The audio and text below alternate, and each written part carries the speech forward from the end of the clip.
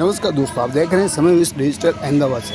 आज अहमदाबाद में नरेंद्र मोदी साहब का जन्म दिवस बड़ी धूमधाम से मनाया जा रहा है। आप देख रहे हैं कि सरकारी स्कूलों में लोगों द्वारा नरेंद्र मोदी साहब को हैप्पी बर्थडे का पोस्ट कार्ड लिखा जा रहा है।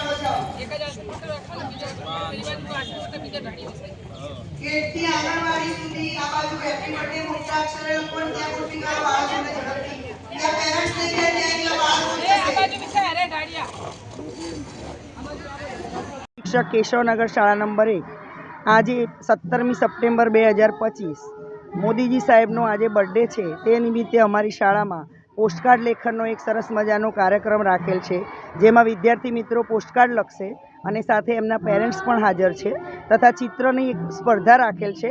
તો ભારત દેશને વિશ્વગુરુ બનાવવા માટે આપણે બધા સંકલ્પબદ્ધ થઈએ એવો આજે મોદી સાહેબની બર્થડે નિમિત્તે અમે બધાએ સંકલ્પ કરેલ છે। बराबर।